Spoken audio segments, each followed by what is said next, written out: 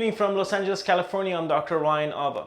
When it comes to tonight's vote, Republicans are telling their supporters they got to be suspicious of what's expected to be a long ballot counting process in a lot of different states.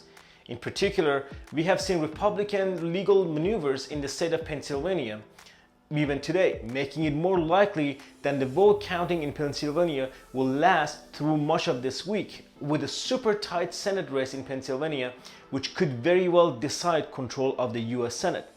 We of course expect that Republicans will use the drawn-out process which they themselves caused in Pennsylvania as supposed evidence of something being wrong with the vote there.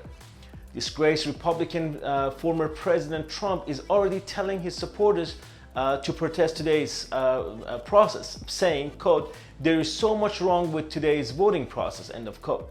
But for now, voting continues across the country, and we have got a big, long night ahead of us. Already. But I mean, I feel like it is actually a healthy thing for the country that we are inoculated to expect a long night. We are inoculated to expect not only a long evening, but a long week of counting. Yeah. And I think one thing I want to say at the outset here before we get into the returns. People have made this point, and I want to make it up front. Our beloved Steve Kornacki at the board, he will be reporting the data as he gets it. This data does not reflect actual changes in the state of affairs. The state of affairs exists. The votes are cast. We're getting them in different orders. It's if like someone reported to Steve Kornacki a basketball game with all the buckets out of order, and he just posts the buckets. Like, all the votes are cast, right? I think that this sense that gets transmitted in Republican circles that like there's something going on in Philly or there's something going on here. It's like found more votes. It's just all the votes. It's all the people who went and vote. They vote in different methods. They're being counted in different ways. And in the end, that will sum to an outcome.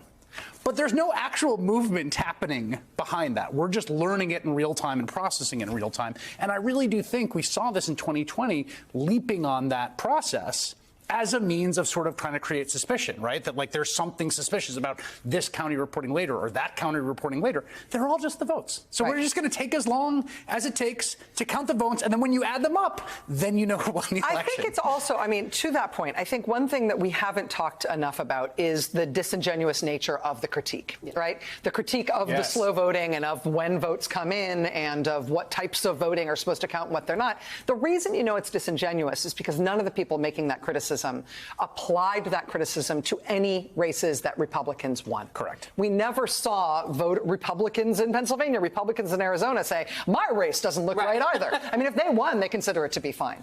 And so it is a pretextual criticism designed to make election results seem optional, rather than being something that's actually being nitpicked or pulled apart on a factual basis. And the thing that's unfortunate, too, and Donald Trump, you know, I think people who think that he's some sort of genius are just off, right? I mean, he was, you know, on The Apprentice, he was a decent actor, whatever. He's not a genius, but he did innovate a couple of things that I think we're stuck with, is that he did demonize one particular way of voting, which is, of course, absentee voting, which used to be a staple of the Republican Party.